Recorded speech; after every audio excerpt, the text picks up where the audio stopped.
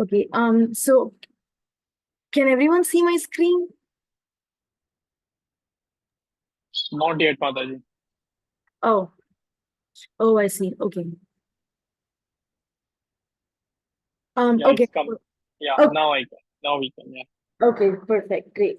Once again, thank you everyone for joining today for today's session. We are continuing with Pṛthu Mahārāj's pastime. Um, as much as I'm excited to facilitate a conversation about this chapter today, I do not feel qualified at all. So please request all of your prayers to kind of say the right things. And I think we can start with the invocation prayers. And before we start the invocation prayers, I think Gaur Kumar Prabhu already posted in the group today about uh, Prabhupada's journey on Jalatuta. I want to take a moment and kind of dedicate this invocation prayer, expressing our gratitude for his mission, because of which we are all able to be in the spiritual framework, although we are miles away from India, we are still able to practice it here. And all of you and another reason for this group prayer is we know about all the upsurges that are happening against religious minorities, riots in UK, global wars. There is more need of Loka Samasta Sukhino Bhavantu right now. And group prayers always help. That is, that's definitely our philosophy as well. So with keeping that in mind, I'm going to start saying the invocation prayers and requesting all of you to join me. ॐ अज्ञानतिमिरान्धस्य ज्ञानाञ्जनशलाकया चक्षुरुन्मिलितं येन तस्मै श्रीगुरवे नमः। श्रीचैतन्यमनोभीष्टं स्थापितं येन भूतले स्वयं रूप कदा मह्यं ददाति स्वपदान्तिकम्। वन्देऽहं श्रीगुरो श्रीयुतापदकमलं श्रीगुरुं वैष्णवंश्च श्रीरूपं साग्रजातं सहगना रघुनाथान्वितां तां सजीवं साद्वैतं सावधूतं परिजनासहितं कृष्णचैतन्यदेवं श्रीराधाकृष्णापदां सहगना ललिता श्रीविशाखान्वितांश्च नमा ॐ विष्णुपादाय कृष्णप्रेष्ठाय भूतले श्रीमते भक्तिवेदान्त स्वामीनिति नामिने नमस्ते सरस्वते देवे गौरवाणी प्रचारिणे निर्विशेष शून्यवादी पाश्चात्यदेशतारिणे नमा ॐ विष्णुपादाय कृष्णप्रेष्ठाय भूतले श्रीमते भक्तिसिद्धान्त सरस्वतीनिति नामिने. Okay. All right. With that in mind, let's move on to the next part of the discussion. So we have been discussing about Maharaj Pṛthu's pastime from Srimad Bhagavatam, and Nupur has been rendering extraordinary classes, and especially her last class was amazing. She talked a lot about envy, and we saw how that played around with Pṛthu Maharaj, where now he's at a point where the sacrifice is stopped with the 99th horse, and then one more horse, and he could potentially be the next Indra. So that's the scenario here. Like he's almost through his yajna, and there's just like one more horse to go, and Lord Indra obviously doesn't want to give up his position. So now he's appealed to Lord Viṣṇu, and Brahma has already stopped the yajna, and now Lord Viṣṇu actually appears in the sacrificial arena. So this is a very like anywhere Lord Viṣṇu and his paraphernalia, even his names, wherever it's heard, we know that it's a very auspicious place to be, and hence today's theme is about forgiveness. So last class's theme was about envy, and today's theme is about forgiveness.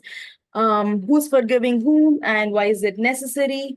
And how is Lord Viṣṇu? So Lord Viṣṇu has two devotees here, right? One is Lord Indra, and one is Lord one is Pṛthu Mahārāja, and Pṛthu Mahārāja is in his earthly realm, and he's looking upwards towards the spiritual sky. And he's a very staunch devotee. And Lord Indra, is the ruler of heaven. He's up there, but he's looking downwards at Pṛthu Mahārāja's sacrifice. And this is just a quick reminder that although we have a lot of like Bhagavatam stories about Lord Indra, let's not like underestimate him as a he's very much a devotee. Krishna actually renders his pastime, and we learn a lot of like Bhagavad dharmic lessons through these pastimes, but in no way should we be, and this is a reminder for myself more than anyone, that we should never be like demeaning Lord Indra. And just keeping this theme in mind, we will, as usual, go with the usual way of like reading 10 verses per person, if that's okay. So I think it'll be around 4 people. And so the theme is going to be I think we'll get into this once we start reading. And those who are interested in reading, those who want to start, if you can like just put your hands up, we can get the reading started.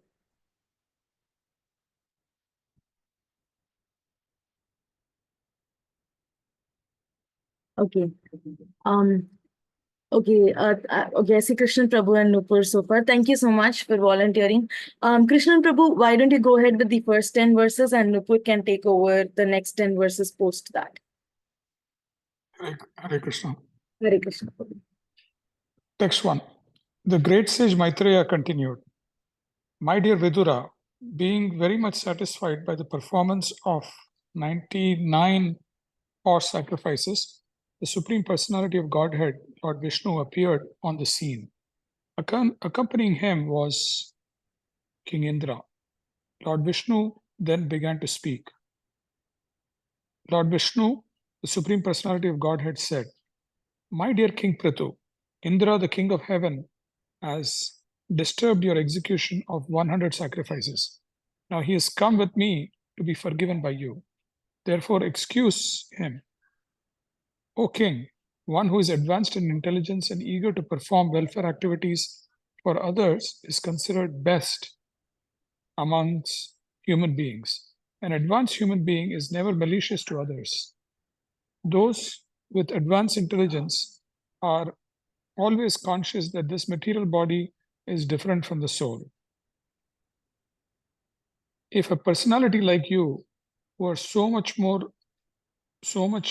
advanced because of executing the instructions of the previous acharyas, is carried away by the influence of my material energy, then all your advancement may be considered simply a waste of time. Those who are in full knowledge of the bodily conception of life, who know that this body is composed of nescience, desires and activities resulting from illusion, do not become addicted to the body. Can you move ahead, Mataji? Yeah, I've moved it, Prabhu. Can you see it now? Oh, yeah, now I can see it. Okay. Yeah, sorry. Okay. No worries.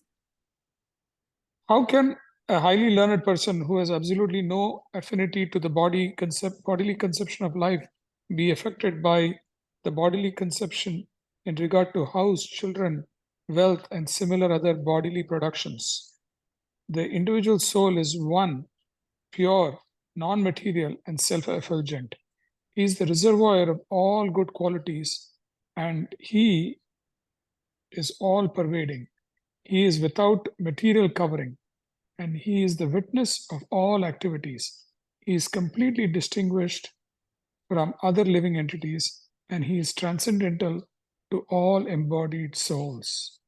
Although within the material nature, one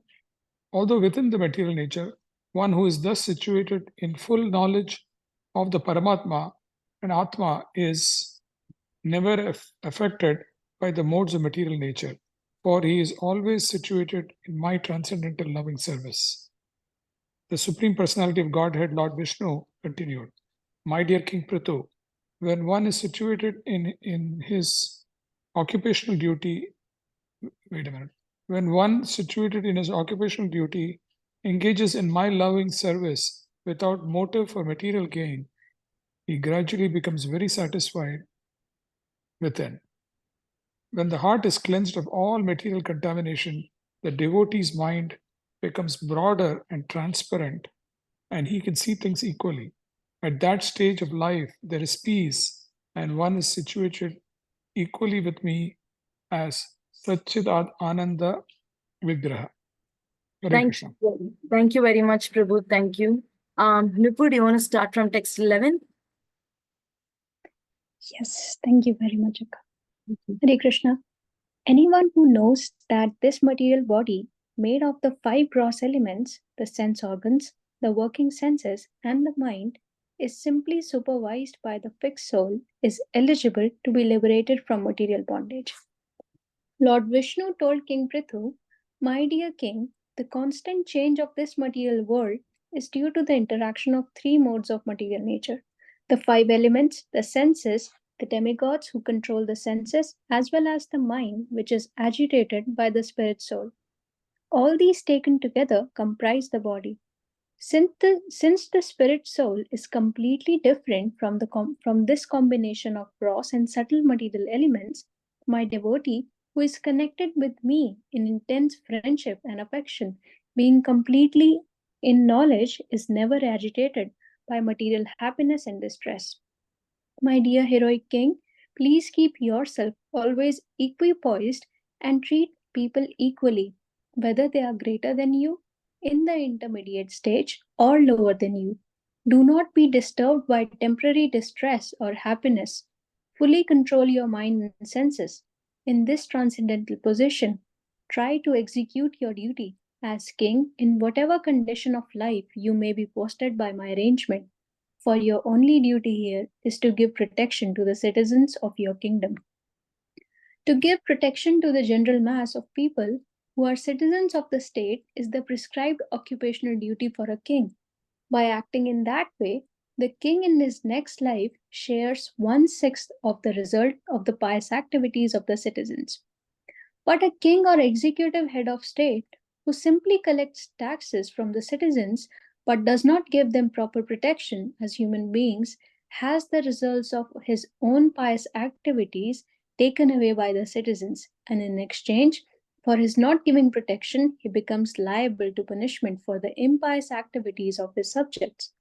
Lord Viṣṇu continued, "My dear King Pṛthu, if you continue to protect the citizens according to the instructions of the learned Brahmana authorities, as they are received by the disciplic succession by hearing from master to disciple, and if you follow the religious principles laid down by them without attachment to ideas manufactured by mental concoction, then every one of your citizens will be happy and will love you, and very soon you'll be able to see much already liberated personalities as the 4 Kumaras, Sanak, Sanatan, Sanandana, and Sanat Kumar.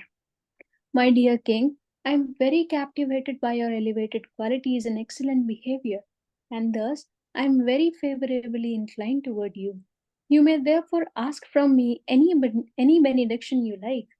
One who does not possess elevated qualities and behavior cannot possibly achieve my favor simply by performance of sacrifices, severe austerities, or mystic yoga. But I always remain equipoised in the heart of one who is also equipoised in all circumstances. My great saint Maitreya continued, "My dear Vidura, in this way Mahārāja Pṛthu, the conqueror of the entire world, accepted the instructions of the Supreme Personality of Godhead on his head. As King Indra was standing by, he became ashamed of his own activities and fell down before King Pṛthu to touch his lotus feet. But Pṛthu Maharaj immediately embraced him in great ecstasy and gave up all envy against him for his having stolen the horse meant for the sacrifice. King Pṛthu abundantly worshipped the lotus feet of the Supreme Personality of Godhead, who was so merciful to him. While worshipping the lotus feet of the Lord, Pṛthu Maharaj gradually increased his ecstasy in devotional service. The Lord was just about to leave, but because he was so greatly inclined toward the behavior of King Pṛthu, he did not depart. Seeing the behavior of Mahārāja Pṛthu with his lotus eyes, he was detained because he is always the well-wisher of his devotees. Thank you. Hare Krishna. Thank you so much, Nupur. Hare Krishna. Nitya Kishori Mataji, can you please read from text 21? Hare Krishna. The original king, Mahārāja Pṛthu, his eyes full of tears and his voice faltering and choked up, could neither see the Lord very distinctly nor speak to address the Lord in any way. He simply embraced the Lord within his heart and remained standing in that way with folded hands. The Supreme Personality of Godhead stood with his lotus feet almost touching the ground while he rested the front of his hand on the raised shoulders of Garuda, the enemy of the snakes. Mahārāja Pṛthu, wiping the tears from his eyes, tried to look upon the Lord, but it appeared that the king was not fully satisfied by looking at him. Thus the king offered the following prayers. My dear Lord, you are the best of the demigods who can offer benedictions. Why, therefore, should any learned person ask you for benedictions meant for living entities bewildered by the modes of nature? Such benedictions are available automatically even in the lives of living entities suffering in hellish conditions. My dear Lord, you can certainly bestow merging into your existence, but I do not wish to have such a benediction. My dear Lord, I therefore do not wish to have the benediction of merging into your existence, a benediction in which there is no existence of the nectarian beverage of your lotus feet. I want the benediction of at least 1,000,000 years, for thus I may be able to hear the glories of your lotus feet from the mouths of your pure devotees. My dear Lord, you are glorified by the selected verses uttered by great personalities. Such glorification of your lotus feet is just like saffron particles. When the transcendental vibration from the mouths of great devotees carries the aroma of the saffron dust of your lotus feet, the forgetful living entity gradually remembers his eternal relationship with you. Devotees thus gradually come to the right conclusion about the value of life. My dear Lord, I therefore do not need any other benediction but the opportunity to hear from the mouth of your pure devotee. My dear, highly glorified Lord, if one in the association of pure devotees hears even once the glories of your activities, he does not, unless he is nothing but an animal, give up the association of devotees, for no intelligent person would be so careless as to leave their association. The perfection of chanting and hearing about your glories was accepted even by the goddess of fortune, who desired to hear of your unlimited activities and transcendental glories. Now I wish to engage in the service of the lotus feet of the Supreme Personality of Godhead and to serve just like the goddess of fortune, who carries a lotus flower in her hand, because his lordship, the Supreme Personality of Godhead, is the reservoir of all transcendental qualities. I am afraid that the goddess of fortune and I would quarrel because both of us would be attentively engaged in the same service. My dear Lord of the universe, the goddess of fortune, Lakshmi, is the mother of the universe. And yet, I think that she may be angry with me because of my intruding upon her service and acting on that very platform to which she is so much attached. Yet, I'm hopeful that even though there is some misunderstanding, you will take my part, for you are very much inclined to the poor and you always magnify even insignificant service unto you. Therefore, even though she becomes angry, I think that there is no harm for you because you are so self-sufficient that you can do without her. Great saintly persons who are always liberated to take your devotional service, because only by devotional service can one be relieved from the illusions of material existence. O my Lord, there is no reason for the liberated souls to take shelter of your lotus feet, except that such souls are constantly thinking of your feet. My dear Lord, what you have said to your unalloyed devotee is certainly very much bewildering. The allurements you offer in the Vedas are certainly not suitable for pure devotees. People in general, bound by the sweet words of the Vedas, engage themselves again and again in fruitive activities, enamored by the results of their actions. Thank you so much, Mataji. Vishal Prakash Prabhu, can you please read the last? Yes, Mataji. Thank you very much. My Lord, due to your illusory energy, all living beings in this material world have forgotten their real constitutional position, and out of ignorance, they are always desirous of material happiness in the form of society, friendship, and love. Therefore, please do not ask me to take some material benefits from you, but as a father, not waiting for the son's demand, does everything for the benefit of the son, please bestow upon me whatever you think best for me. The great sage Maitreya continued by saying that the Lord, the seer of the universe, after hearing Pṛthu Mahārāja's prayer addressing the king, my dear king, may you always be blessed by engaging in my devotional service. Only by such purity of purpose, as you yourself very intelligently express, can one cross over the insurmountable illusory energy of Maya. My dear king, O protector of the citizens, henceforward be very careful to execute my orders and not be misled by anything. Anyone who lives in that way, simply carrying out my orders faithfully, will always find good fortune all over the world. The great saint Maitreya told Vidura, the Supreme Personality of Godhead amply appreciated the meaningful prayers of Mahārāja Pṛthu. Thus, after being properly worshipped by the king, the Lord blessed him and decided to depart. King Pṛthu worshipped the demigods, the great sages, the inhabitants of Pitraloka, the inhabitants of Gandharvaloka, and those of Siddhaloka, Charanaloka, Pannagaloka, Kinnaraloka, Apsaraloka, the earthly planets, and the planets of the birds. He also worshipped many other living entities who presented themselves in the sacrificial arena. With folded hands, he worshipped all these as well as the Supreme Personality of Godhead and the personal associates of the Lord by offering sweet words and as much wealth as possible. After this function, they all went back to their respective abodes, following in the footsteps of Lord Viṣṇu. The infallible Supreme Personality of Godhead, having captivated the minds of the king and the priest who were present, returned to his abode in the spiritual sky. King Pṛthu then offered his respectful obeisances unto the Supreme Personality of Godhead, who is the Supreme Lord of all demigods. Although not an object of material vision, the Lord revealed himself to the sight of Mahārāja Pṛthu. After offering obeisances to the Lord, the king returned to his home. Hare Krishna. Hare Krishna, thank you very much, Prabhu. Thank you all for reading. You all read it in such calm and composed manner. It was very, I think, very inspiring, very, very nice to hear. Yeah, so just to like summarize all the 38 verses that we just read, I tried to classify it into different themes and what was the theme and what is the proposed action. That's how I try to like segment it, and then I think we can go into it. And this, and I request that this be a very interactive session.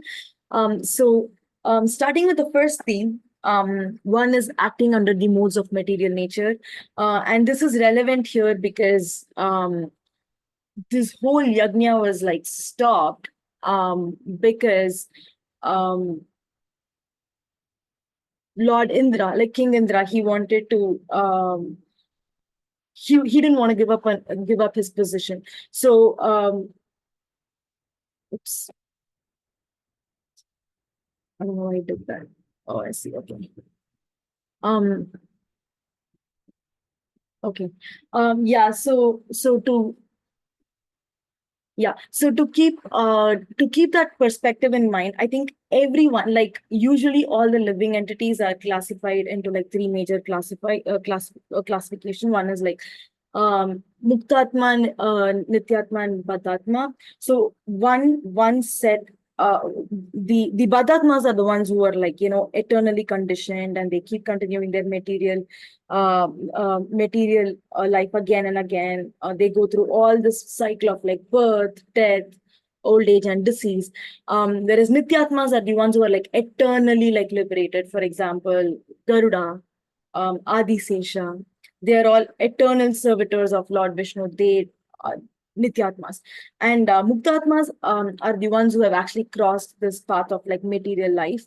And this is important to understand because everyone who's in any kind of material entanglement, starting from Lord Indra up to like, the lowest species of evolution, like even like microbes or um, uh, bacteria, we all come under this, like we all have to go through this four stage repetition of like birth and death. And all of us actually act according to this mode of like material nature.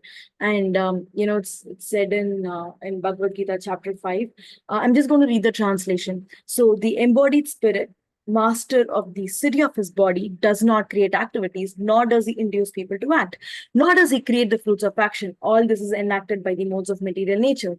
And this is something that we go through every day, right? Like we want to build a lot of habits, but we are not able to, because we are being pulled, we are being distracted, even in terms of like spiritual activities, spiritual practices.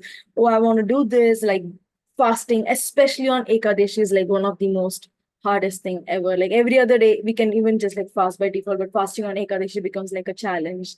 um Chanting with concentration, all of this is because it's not just solely our own action, it's also like because of we are basically like being pulled in different directions by this mode of material nature.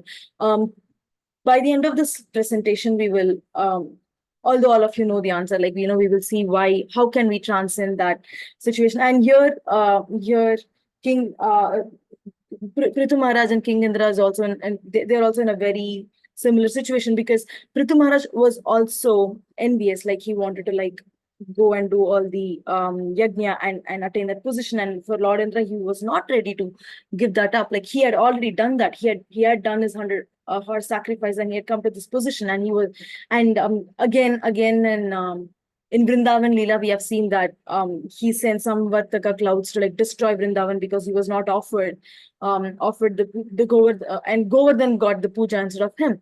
So all of us, starting from ant to King Indra, we are acting in the mode of material nature. So what can we do as a first step? Like first step is to like understand that we are not actually, I think this title is a bit misleading. We have to understand that we are not this body. We should come away from this bodily conception of life, because most of our inactions or actions that are not dharmic arise from these 3 points. One is sense gratification. Second point is we think that we can get happiness by just performing Vedic rituals, and very interestingly, even philanthropic activities or humanitarian activities are also illusory. And for a long time, I had trouble like understanding why this is the case. And this is actually Lord Viṣṇu is actually telling Pṛthu Maharaj, like, you don't have to do these Vedic rituals. Like, why are you succumbing to? You are at an elevated stage. You are an elevated devotee. If you, oh Pṛthu Maharaj, if you are being pulled in different directions by these material conceptions, what will happen to others? So I've kind of like boiled down that conversation into these 3 points where Lord Viṣṇu is already speaking. So can anyone kind of like pitch in and see why are these 3 points true, or any thoughts that you might have, and what do you think is the way out?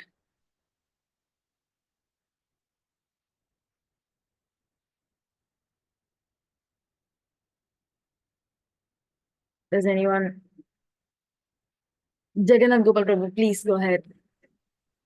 Yes, so this activities for political emancipation, humanitarian things is there illusory. So one thing that when we think about illusion, we often think about unreal.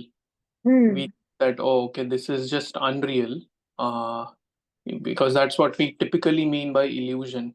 But in the Vaishnava school of thought, there can not be illusion in the sense of something being false or unreal cannot exist, because the source of everything is Lord Vishnu, right? Who is the absolute truth, or Lord Krishna. Now, how can something untrue or false come from the absolute truth, right? That is not possible. So what does illusion mean then, right? So illusion in Vaishnava terms means it is temporary. The temporariness is what is illusion, right? So in the sense that what is illusion is thinking something is temporary, but thinking that it is permanent is the illusion. That misconception is the illusion. So illusion is not like untrue. So yeah, political emancipation, humanitarian activities, these are good. Definitely, these are not condemned, so to say. But we also need to understand the temporary nature of these things. Right. So it might bring us some punya. It might bring us, some good credits. We might go to the heavenly planets. Yeah. But then once we exhaust that good karma, we again come back. So in that sense, on the highest platform of spiritual life, they say that, okay, don't get stuck into these things. Right. It's never said don't do these things. These things are good, because in Bhagavad Gita, Krishna says, right, this कर्मणैव हि संसिद्धिम् आस्थिता जनकादयः लोकसंग्रहम् एवापि संपश्यं कर्तुम् अर्हसि. So karmanaiva hi samsiddhim, he is telling Arjuna that you will attain perfection, samsiddhim, by doing your occupational duty, right? Karmanaiva hi samsiddhim asthita janaka, and Janak Mahārāja is being quoted. So there are two things. There is swadharma, what our nature to do is, and then there is loka sangraha, loka sangraham evapi. Loka sangraha is doing for the benefit of others. Right. So Krishna says in the Bhagavad Gita very categorically that you do what your occupational duty is, but at the same time do something. If you can do your occupational duty for the benefit of others, nice. Yeah. But then you should do loka sangraha as well. You should work for the benefit of others. Right. So like that, of course, the highest benefit you can bestow upon anyone is Krishna consciousness and bhakti. That is a different discussion. But yeah, charity in and of itself, Right. this political emancipation, humanitarian activities, in and of itself, they are not condemned. But just that sages urge to understand the temporary nature of these things. Right. Yeah. Thank you, Pṛthu. You actually gave us like a lot of points. Thank you very much. Krishnan Pṛthu, you have your hand up. So yes, I think Jagannath Gopal Prabhu covered everything. One other thing that I just wanted to add, which is that it's like these things are good. Obviously, charity and other things are good, but those are like watering the leaves of a plant. Right. When you if you focus your attention on the root and water the root, then the plant will be healthy. Yeah. That's just a thought. Yeah, wonderful, Pṛthu. Yeah, thank you for touching upon that as well. Like even Prabhupada in a lot of his purports, he has actually talked about it. And during his time, there was also like a movement where Bombay was basically once upon a time a dry state, and then what people started doing was they started actually like selling liquor illegally in like very secret places, so much so that the government was like, okay, we cannot let this happen. So instead, the government started manufacturing and producing liquor, and it became like one of its top revenues actually. And this is also the case with Tamil Nadu. So like their explanation was, oh, we are trying to like sell liquor at a very cheap place, which honestly doesn't make sense to me. But actually what had happened was it's actually on the bigger picture,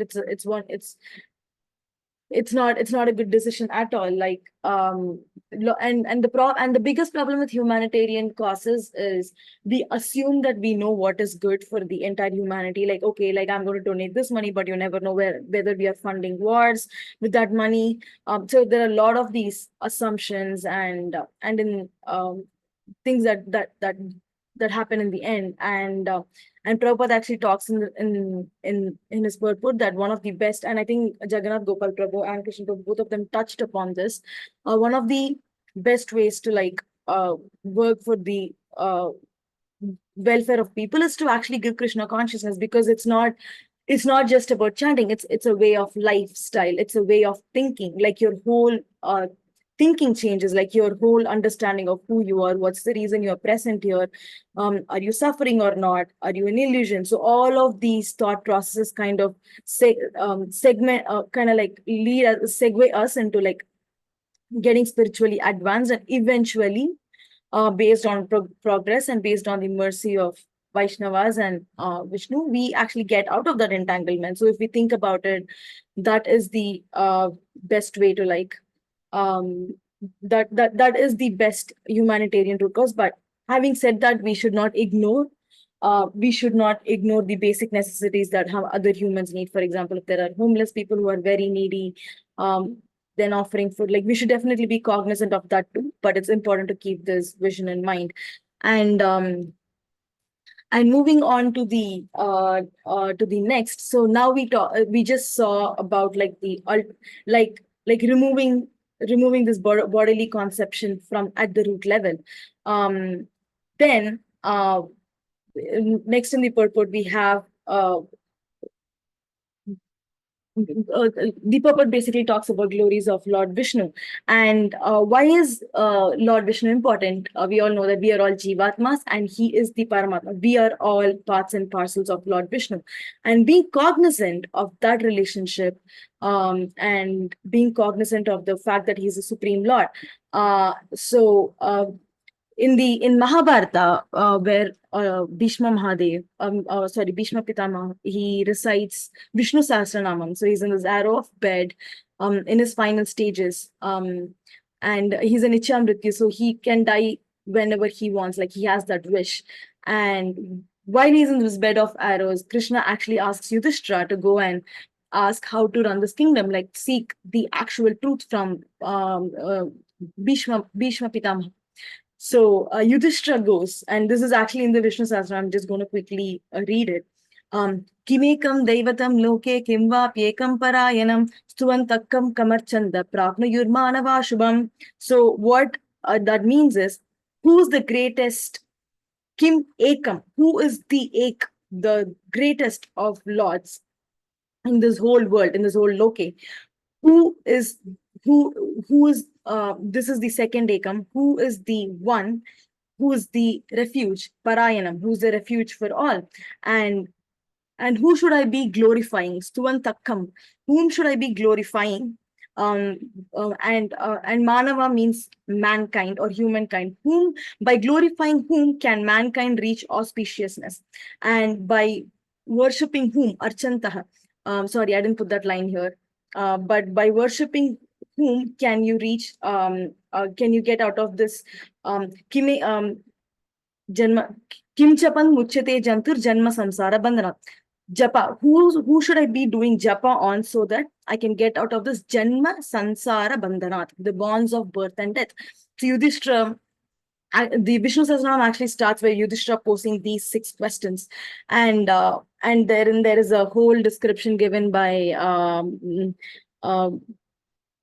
Bhishma Pitamaha, and he explains about various features of Lord Viṣṇu. Bhuvpadav Yasya Nabhihi, it's a very beautiful meaning. So he I didn't put this because of time reasons, but he ends it by saying Devaki Nandana Sreshta. All of these qualities belong to no one but the son of Devaki Nandana. The Krishna who's been Partha's Sarathi, driving the chariot. He is the one whom you should all be worshipping. Then the rest of the Viṣṇu Sahasranam continues. So such Lord Viṣṇu's Mahomahiyan Anaruaniya, like he's greatest of the greatest, he's smallest of the smallest, and he resides within everyone's heart as Paramatma, instructing us, having the most intimate love and the most intimate, like we take several births, we forget who we were in the previous birth, we forget who we are going to be in the next birth, but he doesn't. He's been our Mata, Pita, Brata, Sakha, for all the birds. And these are some of his qualities. He is the supreme one. He is the Ekam. He's pure. He's detached. He's self-effulgent. He is Nirguna. Nirguna here doesn't mean that Nir means kind of like zero. Guna's qualities. It doesn't mean he has zero qualities. It means he has zero contaminated qualities or zero materialistic qualities. Gunashraya is a repertoire of like all good qualities, and he's the witness of activities of the living entity. And it is evident here because Lord Viṣṇu himself has he's come with Lord Indra to talk to Pṛthu Mahārāja, and he talks to Arjuna. He gives us Bhagavad Gita. He talks to Pṛthu Mahārāja. He gives us the instruction here and on how to be detached, how to get out of this bodily conception of life, and how to work towards our spiritual progression. And one of the instructions he gives is work according to your Varnashrama Dharma. So Jagannath Gopal Prabhu already talked about it. Do not desire fruitive activities. And 2 to 3 weeks ago, I think we had this discussion about what is Varnashrama Dharma. We can talk about it if we want, but just to give like a quick context, this is about working according to your nature and then offering those results. Sometimes what happens is we just have this illusion that, okay, like working is Maya, inaction is great, and we just stay in this mode of inaction, and then we think we'll just attain spiritual progress. And here Lord Viṣṇu warns against it. And another way to by offering the results to Lord Viṣṇu, we actually develop intense affection. So we naturally, as uncovered spirit souls, we have intense affection for Lord Viṣṇu. We have very strong loving exchange. But because of lot of material coverings, we have forgotten our eternal relationship. And here Lord Viṣṇu, he is telling us how to start reviving that. And the second instruction is given by none other than our own Prahlad Mahārāja. Shravanam, Kirtanam, Viṣṇoho, Smaranam, Pada Sevanam, Archanam, Vandanam, Dasyam, Sakyam, Atma, Nivedanam. So there are these 9 practices, remembering him, chanting, worshipping him, doing Pada Sevanam, Archanam, offering him obeisances, being his Dasya, being his friend, and worshipping him. Sorry, I don't exactly remember the word by word translation for this, but those 9 practices of devotional, the 9 devotional practices actually like strengthen our relationship with Lord Viṣṇu. And Srila Prabhupada, he has actually given that framework to us, right? Like, okay, you come, everybody attend Mangalarti, do chanting. Okay, if you can't do reading, if you can't do this, do that. Okay, if you can't do 16 rounds, do one, even just one mantra, it's great. And he has we have recordings, and if we think about it, and I had this interaction with Vishakha Mataji years ago, and she met Prabhupada when she was in Vrindavan, and she was a photographer. So she has been like publishing albums or photos, and then when she met Prabhupada saw the book she had in her hand, and he touched the page and he felt the page, and he was like, wow, this is a really good quality of paper. And she fondly recounts that because when Prabhupada was trying to print books, like they didn't have enough financial, like enough funds to like publish it on a large scale. Like now we have these books sitting in our homes, and sometimes there's dust on them. So Prabhupada has given this framework, like it's like super easy right now to, it's simple. I'm not going to say it's easy. It's super simple to access all of these. There are temples, there is congregation, there is prashad. Like there are ways in which we can involve ourselves in whichever status we are at right now, right? Like we don't have to go all in, but we can slowly start developing our intense affection towards Lord Viṣṇu. And third instruction is Bhadda Sauhridha. Be bound in friendship. And this is interesting because this relationship is actually available only for devotees. Karmis and jnanis and yogis, they're all interested in just like getting the fruit of desires. Okay, if I'm going to do this Vedic ritual, I'm going to get this phala, or I'm going to merge into the existence of Lord. which means you're not going to have any relationship. You're going to be dormant, right? So this is a very devotee special relationship that we have. If we are devotees, then we are accepting that we are servitors of Lord Vishnu, and then whatever we do, it should be aimed at spiritual affection, spiritual progress, waking up the deities, offering tulsi, water, like bananas.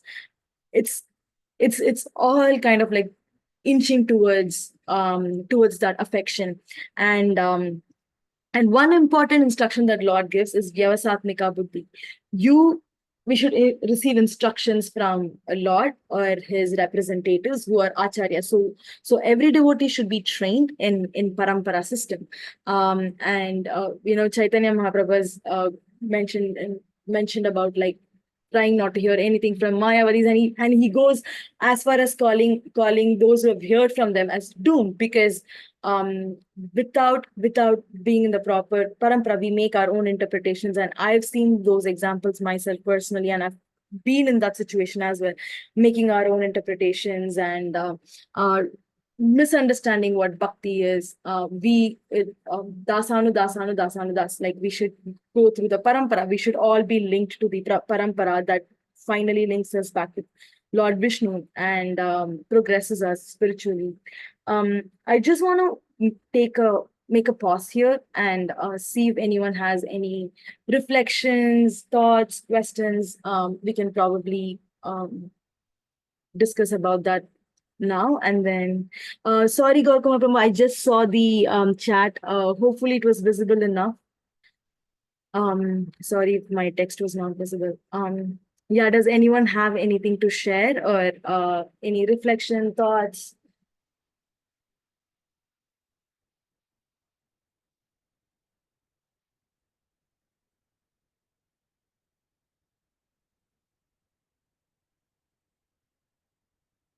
Okay. Okay, so if no one has any reflection, then I think we will go ahead with the next slide. Okay, so then the next theme, as the pastime continues, is that Lord is actually pleased by elevated character. So this is actually mentioned in the purport, and this table was created by ChatGPT. So thanks to that. I want all of us to maybe, I think we have time, maybe take like a minute or two. And so every row has one quality.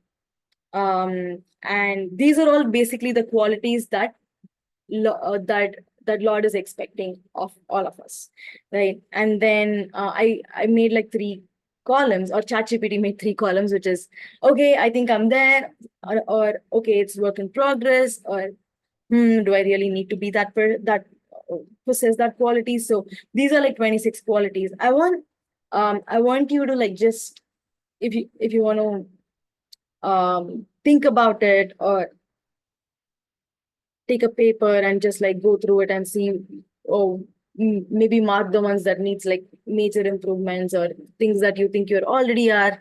I just want to take a minute or two to like do that.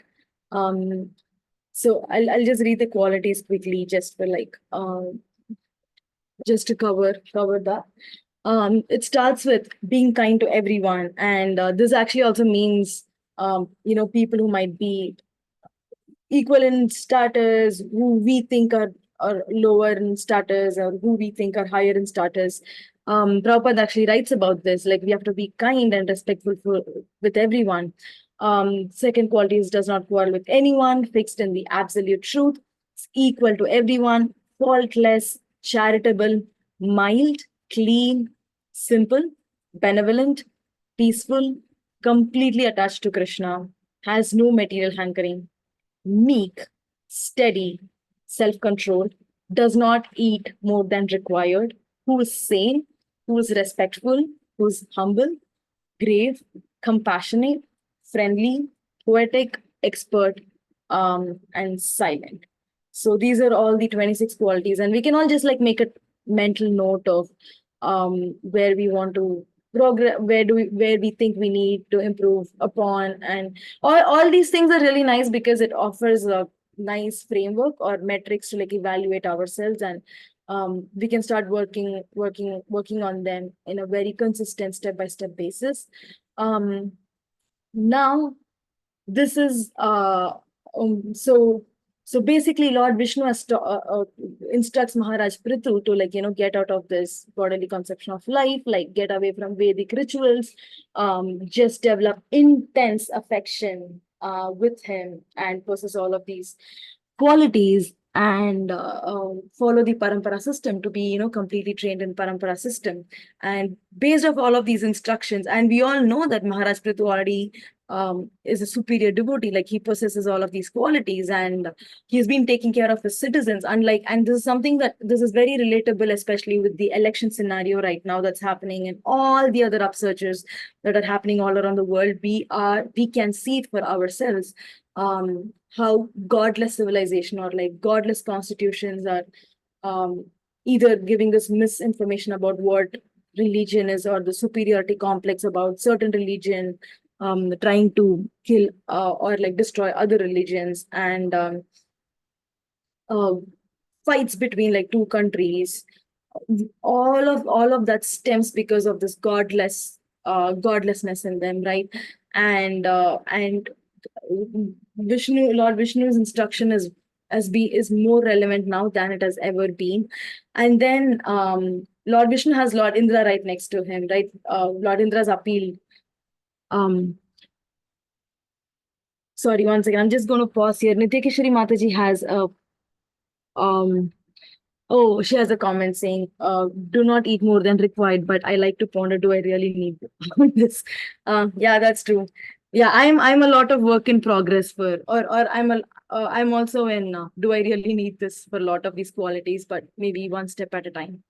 So just getting back to this, and Prabhupada actually, I heard this from a lecture, and Prabhupada actually explains that here Lord Indra is now ashamed because Mahārāja Pṛthu has agreed to stop the sacrifice exactly at the 99th horse. Like he was so close. He could have even pacified Lord Viṣṇu to like let him do it, but for him, Lord Viṣṇu is more important, like the relationship and pleasing Lord Viṣṇu. So that is the most important quality and reminder that we should like whatever action we do, will Krishna be pleased with this?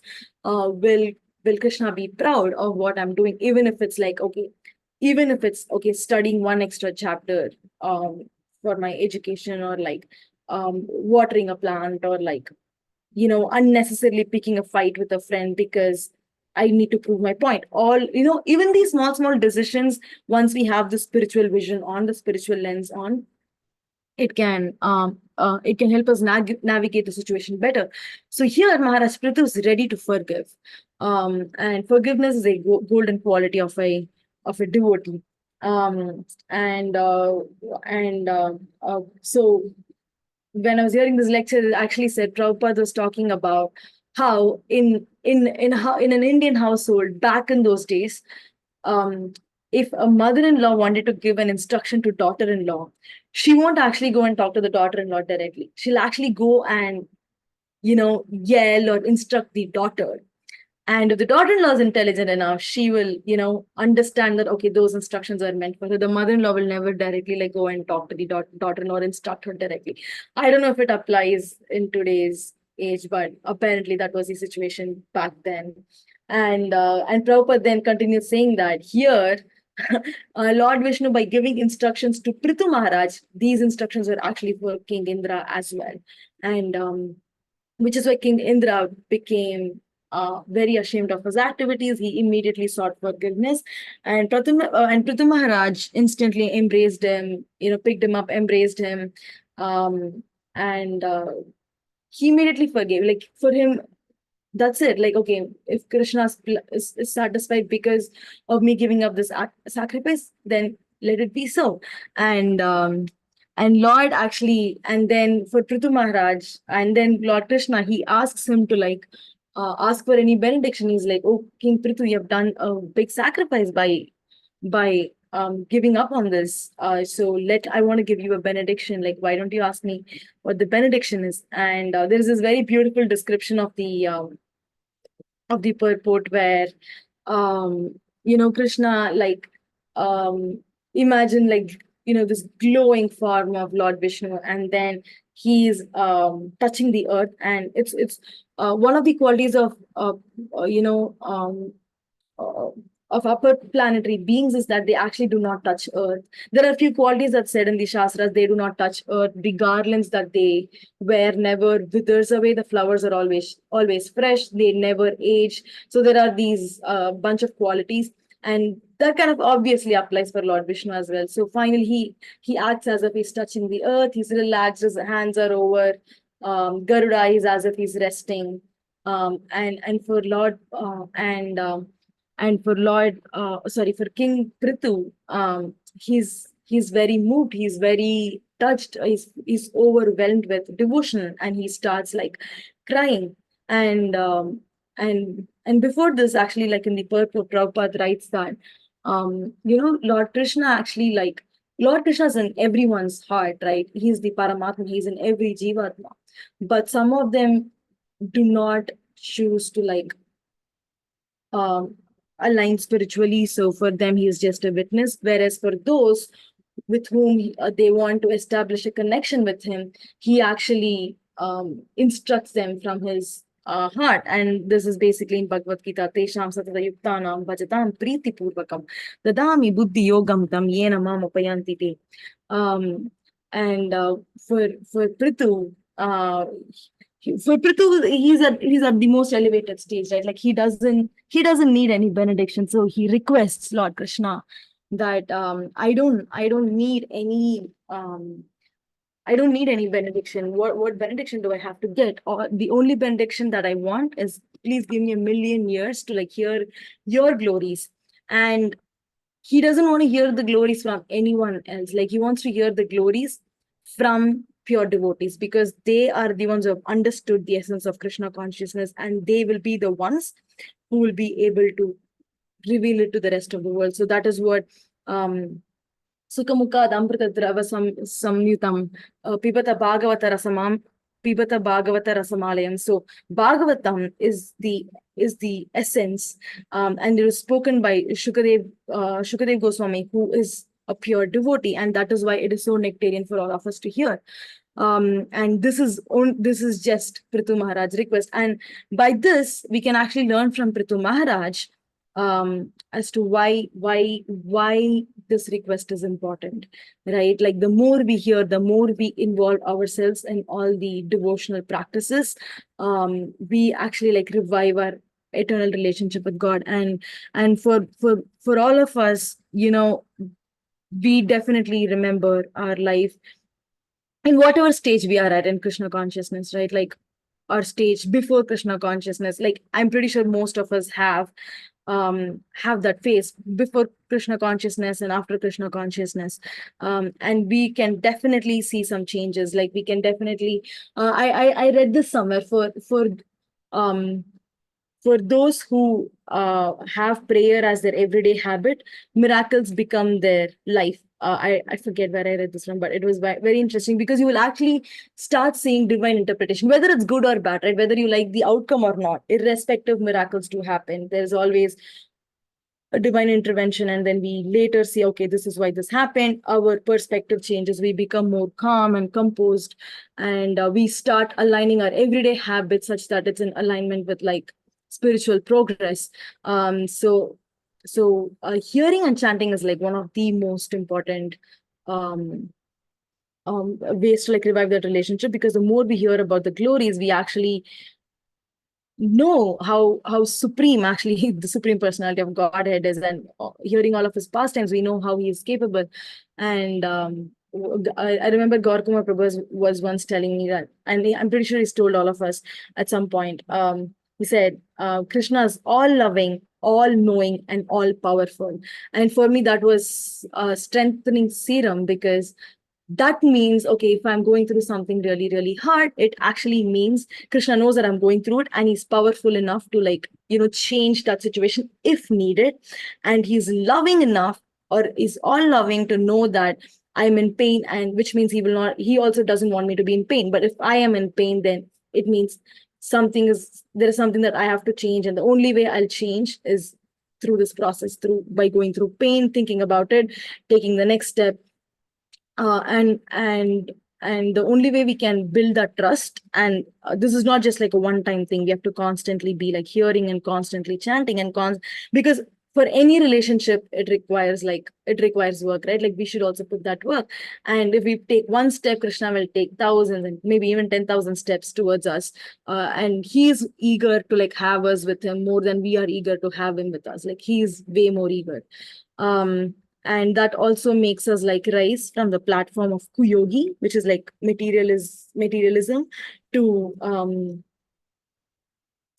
suyogi, to perfect mystics, and then the purport also says that unless one is an animal, and Pṛthu Mahārāja actually says this, the attraction for chanting and hearing of the glories of the Lord is never given up unless one is an animal.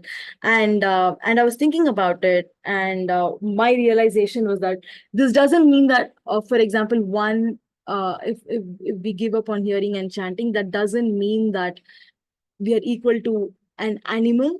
We are equal to animalistic qualities, because there are a lot of animals that have actually like expressed. We know that from Bhagavatam by Gajendra Moksham. We know that, Gajendra, he offered obeisances to Lord when he was in his in a deep peril, and I definitely want to mention this example where this happened in, I think, I forgot the date, but maybe 60 years ago, in Guruvayur, which is, I think like Krishnan Prabhu visits Guruvayur very, very often. It's in Kerala, and it's a temple where the deity was actually worshipped by Lord Brahma. He's a very small Krishna deity, and it's a very, very, powerful, archaic temple, like years and years old.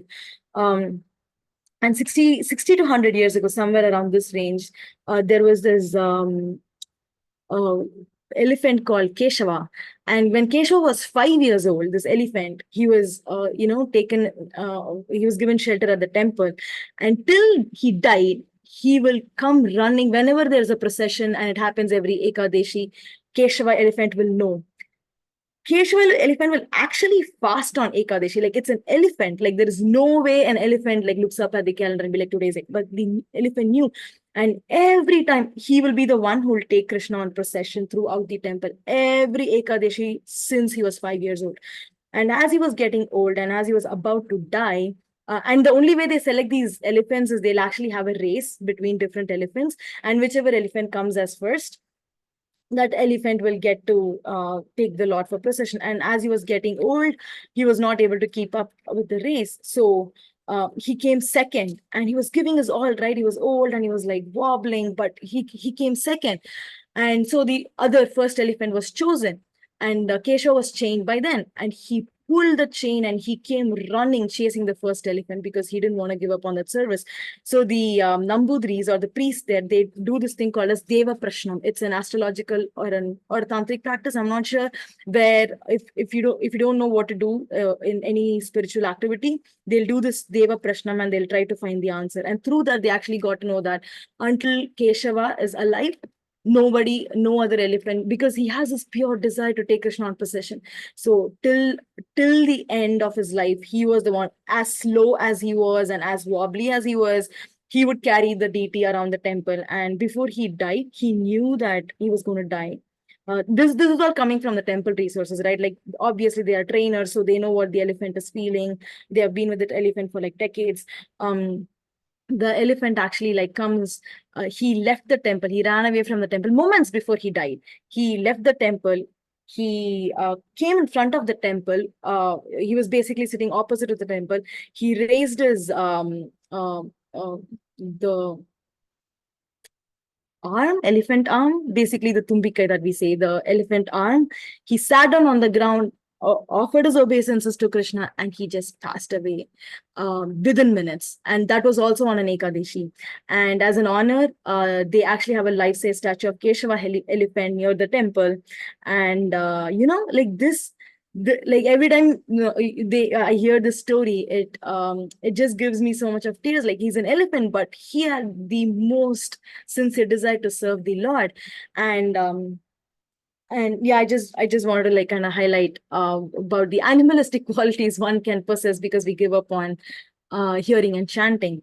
And Pṛthu Mahārāja was also this is a very interesting like fact. Like Pṛthu Mahārāja also requests that because he wants to be in the topmost devotional position to for the Lord, he actually is worried that oh Lord Krishna, I don't want to step over Jagannatha Lakshmi, but I'm pretty sure she might get offended because now I want to do all the services to you, and I hope if she gets offended or if she gets angry with me, you take my side. And this is just a nice bhav because Lakshmi ji, she won't. Prabhupada actually writes or talks about it in the purport. He says she's never going to be angry on him because Lakshmi does everything for Narayana. Like she cooks, she fans him, she massages his feet. So this actually goes to saying that there is competition even in Vaikuntha, but there is no envy there. There is no envy in Vaikuntha. There is no malice. That Vaikuntha, like there is no anxiety. And that only they can get into that world. And Lakshmi actually recommends Lord Krishna to come and help all of his devotees because there is this verse in Viṣṇu Sahasranam, Chandra Surya Netre, and in Tirupavai in Tamil Divya Prabandham, there is this line that says, Tingalum Adityanam Ezhundarpol, which means for in Lord Krishna, one eye is like moon and another eye is like sun. And the Vyakyanam goes like the sun like eye actually burns us because of all the offenses that we do. And the cooling eyes actually protects us. But what Lakshmi does is she actually comes and she becomes the second sun eye becomes the moon eye because of her presence. She says, no, you cannot punish that child. He is our child. You cannot punish him. So she recommends, and this actually, I think this line comes in Sri Suktam also. She recommends to Lord Narayana that no, don't punish our child. Forgive him and embrace him, and you have to. And so this is just like a funny, not funny, but like a very sweet bhav that's being expressed by Pṛthu Mahārāja. And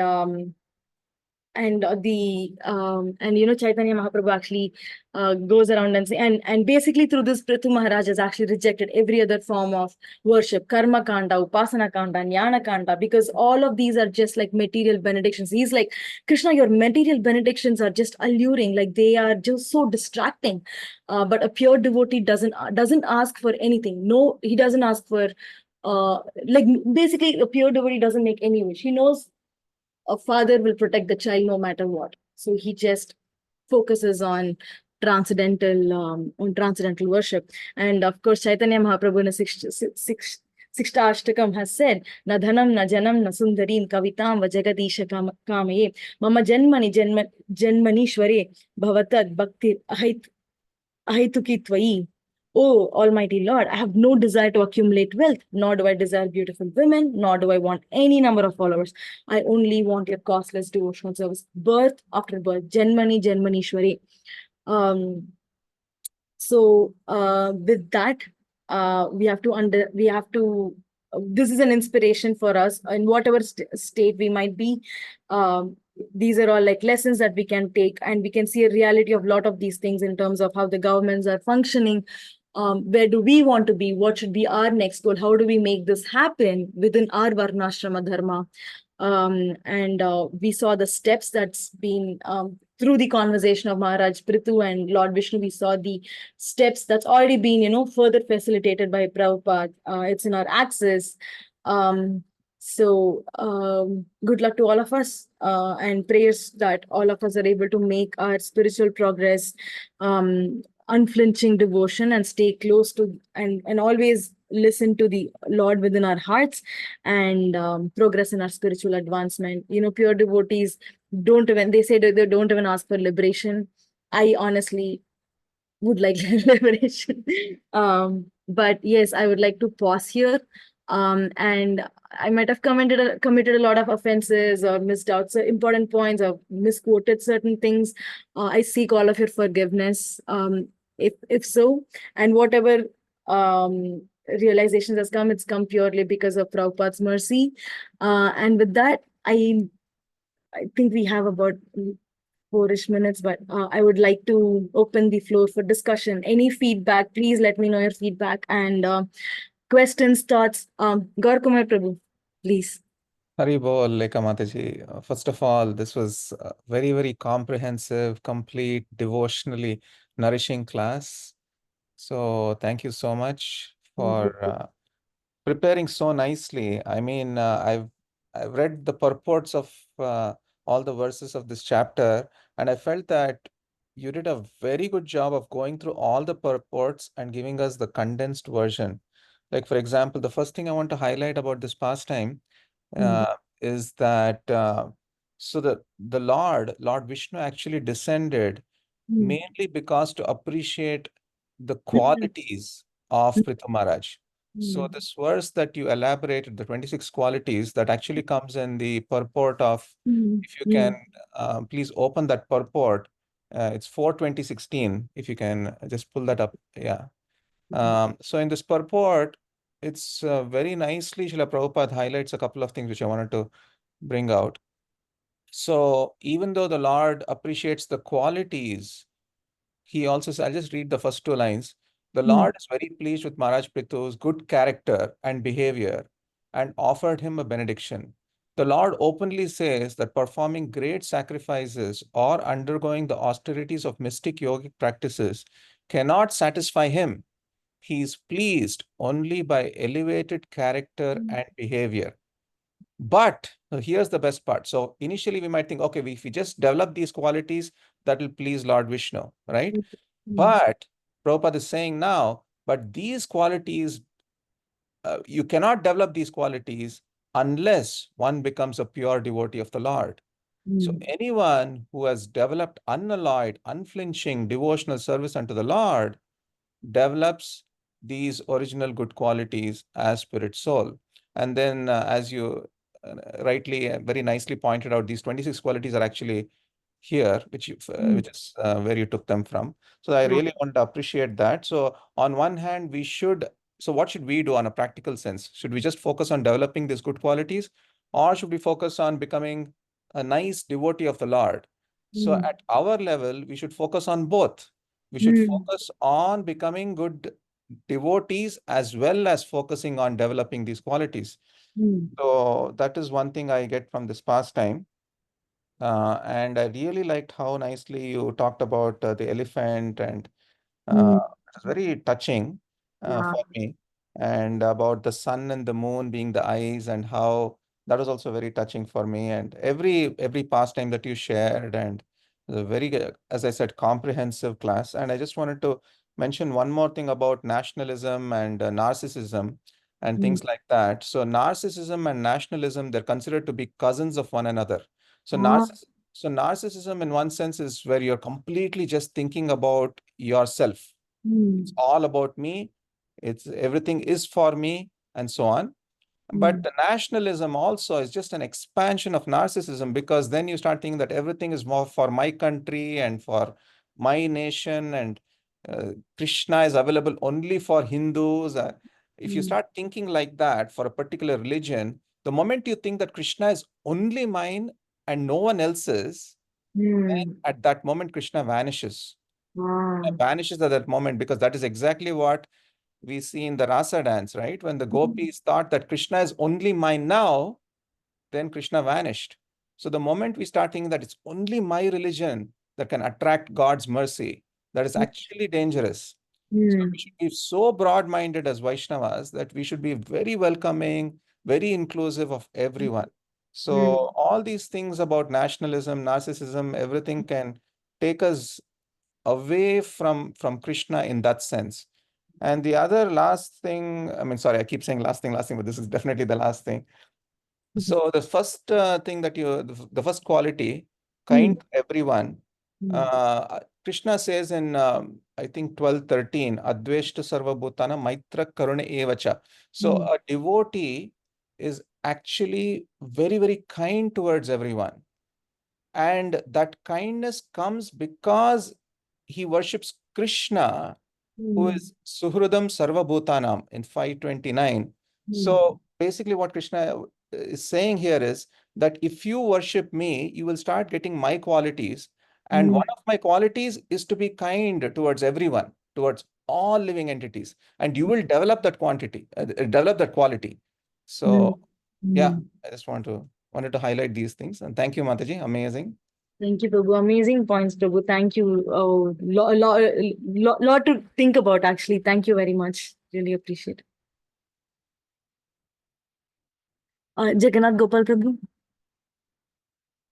Yes, thank you, Mataji. Yeah, I echo what Gaur Kumar Prabhu mentioned. He precisely, glorified you, which is amazing. And yeah, very well prepared class.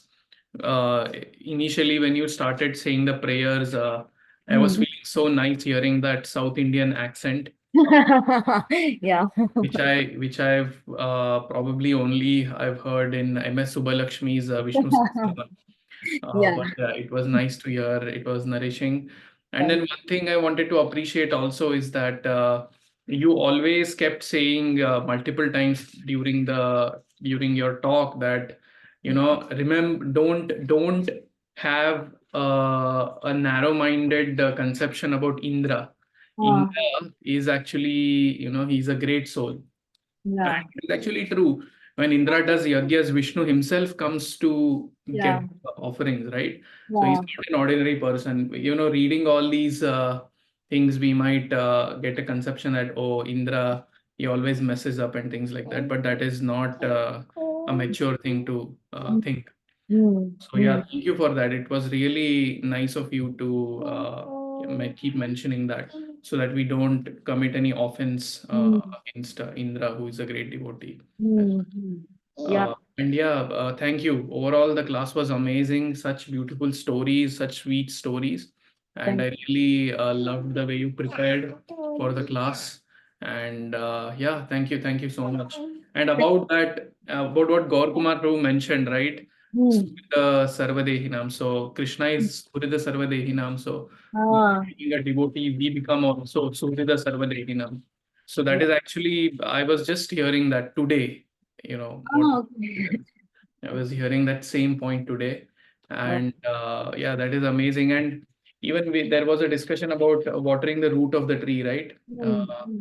So I initially in my initial years of Krishna consciousness, this watering the root of the tree, the understanding that I had is okay, by practicing Krishna consciousness, I don't have to do anything else. You're watering the root of the tree now. Why do you want to do anything else? Yeah. But then, don't care about anything else, anyone else like that. That was the kind of thinking. But then, Maharaj actually said something interesting. I've been trying to process it. So he said the same thing, right? When you surrender to this great Suhrid, absolute Suhrid, that is Krishna, we also become Suhrida Sarvadehinam. So it's watering the root of the tree. By developing love for Krishna, we actually develop love for everyone. It's not that, it's not we develop love for Krishna and then we become indifferent to others. That's not how it works. So we develop love for Krishna, and as a consequence of that, we develop selfless love for everyone else as well. Because everyone is a part and parcel of Krishna. So watering the root of the tree has to be really understood properly. It's a very, very deep concept. So yeah. But anyway, sorry for blabbering. Thank you so much. No, Prabhu. Yeah, thank you. Like I relate with a lot of points, and even for me, like initially Krishna consciousness, like okay, me and the sadhana, but yeah, it clearly I have a different perception now. So thank you for giving a lot of points. Actually, really appreciate it, Prabhu. Thank you, Nitya Kishori Mataji. Yes, I mean, amazing glorifications by Gautama Prabhu and Jagannath Gopal Prabhu. Definitely, echo all of those points. I really loved everything. For me, the highlight was that the Keshavan, the elephant Keshavan. Yes, definitely. Please share the story. I think Gautama Prabhu also is telling to share the Yes. story in the group. Yes. Yeah, I mean, the first point that you mentioned about the, why, like how this political emancipation and all that, with all the unsettling news that we hear from Bangladesh and all that, you know, like I hear so many inputs from even devotees of how protective they are in terms of, like their nation and our Hindus, it's like Krishna is only for Hindus and we have to hate everybody who hates Hindus. I mean, it's just getting like so nasty in, just, forget about anybody else, just, the devotees communities itself, they are so much condemning, um, other groups and other races, and they're generalizing the problem, saying all of the other religions, like the person, especially the religion that's causing this issue, like all of them are bad and things like that. I mean, it's so, it's okay for, it's not okay for anybody to think like that, but especially when we have the highest knowledge and truth in our scriptures, uh, it's very kind of close-minded to think such, such negative thoughts. And definitely, Suhridam Sarvabhutanam, and, like being kind to everyone is, it's like the key. Even if in our thoughts, or even in our opinions on any of those matters that are happening around us, right? Not forget about just kindness to, our family members and stuff. Even the thoughts, even those encouraging, uh, you know thoughts has to be done, and while be giving opinions or even supporting things, uh, we should remember to be kind and not generalize people. Yes, there are certain people who are bad, who are doing this, but let's not generalize them, saying everybody, if that certain race or certain religion is bad and things like. And also, yeah, I really loved those 26 qualities. Yeah, I was like, just glancing at them, and I was like, okay, I just want to know if anybody's in that first column at all. That will be an inspiration for me to Not work in this me. lifetime. Um, and yeah, the Vishnu Sahasranamam, everything, just tying up all of those things. Um, it's really wonderful. I just wanted to also, from the last week class, I felt like there was a question that was directed to me and I missed it. I think from Krishnan Prabhu. I watched the recording, and Krishnan Prabhu was asking me. Apparently, I missed it because I was just in and out towards the end of the class. I apologize for that. And Prabhu, you were asking me that, what did Chaitanya Charan Prabhu say about providential arrangement? How do we know um, when to, till what point do we keep endeavoring, and what point do we just stop and pray? Am I saying this right, Prabhu? Yes, Mataji. Yes, Mataji. Yes, I remember you giving this answer couple of months ago, maybe 3-4 months ago. Right, Where right. and Yeah, I also remember. Yeah, so this was just some personal question that I asked in terms of how much to endeavor in terms of our daughters, like we know that, there is no dearth of, therapies and treatments that we can keep continuing to do. But at what point do we know that, okay, we are overdoing, or so that was the question that I was asking Chaitanya Charan Prabhu.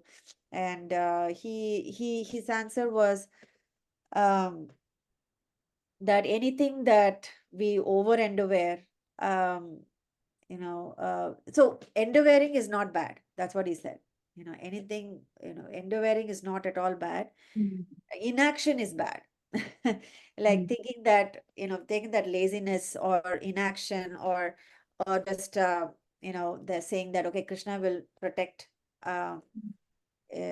protect us. We don't have to do anything. We just have to keep chanting. That is bad, he said. Endeavoring is good, but we should definitely know where we are over endeavoring and not. And what he mentioned was that if it is starting to affect our sadhana, then we know that we are over endeavoring. Wow. For example, if we keep thinking about the strategies to solve it, even in our sadhana or seva, or it's affecting our consciousness a whole lot. Instead of thinking about, you know, uh, like Krishna, always remembering Krishna, be thinking about how to always solving this problem, then we know that it is seeped into our consciousness, and that we are kind of over endeavoring it, overemphasizing it in our lives. Just that is the crossover that he was talking about, and saying, okay, stop at the place where you feel that it's seeping into other areas. And also later on also I was listening to many uh, lectures about what is that line that we know that we shouldn't cross, is that or do we even know that whatever activities we are doing is the right activities, right? So even that is sometimes is a question. For that, he was the many speakers, including Shiva Vilas Prabhu, were saying that we get that indication from other devotees, like other senior devotees. It could be senior devotees, it could be peers, it could be junior. I mean, I don't like to call junior, whatever. I mean, like any type of any devotees. We can be receptive to all the things that are surrounding, things that are happening to us, and being connected to our own self, like we have to, Krishna in our heart is always talking to us. And Rajabihar Prabhu always says that we have to quiet the mind so that we can hear Krishna in our heart, because when he talks very slow, and he talks very clearly and very succinctly. Of course, it's Krishna, but the mind keeps chattering. It's very fast, it's very loud, and so when we quiet down the mind, that's when we can hear Krishna. And so by learning to be listening to that part which is always within us, we can kind of intuitively understand what is happening is for our best, or whatever we are doing is in alignment with where we want to go, what the higher purpose is, or are we deviating a whole lot. So I mean, many different conglomeration of all the things that I'm just saying. I don't know if it makes sense, but yeah. Yes. Thank you so much, and a wonderful class, Lekha. Thank you so much for all your Thank you, Mataji. Lot of points and lot of strong points, especially about the upsurges happening in Bangladesh. Thank you. It's very scary and kind of like definitely concerning, but thank you for bringing that up, and it's a great reminder that for all of us to like carry on how we should think as practicing devotees. Thank you very much, Mataji. Thank you. I think Krishnan Prabhu, you have your hand up.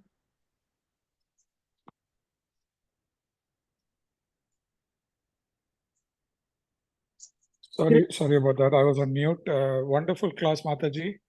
And thank you for bringing up the story of Keshavan. That gave me goosebumps. I felt like I was in Guruvayur. And on this watering the root, I just wanted to share something, and this connects with what Gaurakumar Prabhu said. Before I say that, I want to thank Nitya Mataji for the very wonderful, comprehensive answer. I took notes. That is something that I'm going through right now. So it is extremely valuable for me. Going back to watering the roots, and I want to connect it to, Gaurakumar Prabhu made a point that, we have to be respectful, and we have to appreciate, other faiths and other, other, approaches for God consciousness as well. So this, a story that comes to my mind, and I heard this very recently by His Grace Radhesham Prabhu. So Radhesham Prabhu was born in a Shaivite family, and he was very much into chanting Rudram, Chamakam, and all these things. And so early days of Krishna consciousness, all the all the other devotees, they told him, you should stop chanting this. This is not good. It won't be accepted in the temple. And but he was very attached to it because he had learned it, and he was chanting. He was chanting it regularly. So one day he went to His Holiness Radhanath Swami Maharaj, and he asked him the same question. He said, all the other people are asking me to stop this chanting. What is your advice, Maharaj? So Maharaj said, no, you can continue chanting it, and it's good that you like chanting it, and you can continue chanting it. So that's what Maharaj told him. And immediately Radhesham Prabhu was very happy, and he started going out of the room. And then Maharaj continued, but said, but it is not needed anymore. The chanting this is not necessary anymore, because by worshipping Krishna, you're already watering the root of the tree, and so watering the leaf is not necessary. But if you want to do it, you can continue doing it, and so that's the answer that he gave him. It was a very, very compassionate answer. And that effect, that Radhesham Prabhu even now shares after 25, 30 years of being a devotee, still shares this experience. I just thought I'll share it with all of you. Thank you. Thank you for sharing it, Prabhu. Definitely like lot to learn from Radhanath Swami Maharaj. Like there is no way can learn and encompass all of those qualities in this lifetime. Thank you for sharing that. Hare Krishna, Rekha Mataji, very, very nice class. Hare Krishna. Especially, I liked that part when we explained the actual meaning of Viṣṇu Sahasranama. Many times, many times South Indians, especially, they chant these names without knowing the actual meaning. I also don't know that the questions of Yudhishthira Uvacha we used to read, but now we explained nicely what actually what questions Yudhishthira asked and how they were answered in Viṣṇu Sahasranamas. So very nice explanation. I really liked that part. Thank you, Prabhu. And also Mataji, Chikishwari Mataji have given nice explanation about the continuation, like the answer, the question asked by Krishna Prabhu in the last class. So nicely gave comprehensive answer. Very nice, very much helpful. Very nice. As a whole, very nice discussion today. Very nice class. Thank you very much, Mataji. We spent a lot of time in preparing for the class for all of us. Thank you very much. Thank you, Prabhu. Thank you very much. Hare Krishna. We look forward for your next class. Thank you, Prabhu. All of your blessings. Yeah. Thank you. Okay. I think it's already 10:20 and all of us are in different time zones. So I'll let you all go. Thank you so much for joining today's class. If you have any feedback for me, please let me know as to how I can improve and present it in a better format. Thank you all for your time and for this discussion, and may us all be forever connected to Lord Viṣṇu with our unflinching devotion in all conditions. Like we will, and the prayer is that we all advance spiritually, and we all stay in association with each other. Like really what gives, at least I'm pretty sure it's true for all of you as well. Like for me, what's nourishing every week is this Sangha. And I'm in California. Sindhu and Navamsi are also here in California, and we are able to like connect with all of you all the way to New York, and with Kameshwar Prabhu back in India. So it's and Krishnan Prabhu in Boston. So it's kind of crazy, and Very, very fortunate for this association. I'm looking forward to meeting and associating with all of you in a few weeks in New Vrindavan. Thank you so much. Vancha kalpatarubhyascha kripa sindhubhyeva cha patitanam pavanebhyo vaishnavebhyo namo namaha. If there is nothing else to like share or discuss or talk, we can end this session. Gaur Kumar Prabhu, can we end this session? Yes, Mataji, thank you. And next week we'll have Vallabh Chaitanya Prabhu leading the discussion. Jai, jai, jai, jai. Okay. We Thank will. you, Prabhu. Thank you, Hari. Lekha Mataji. We Thank will. you. See you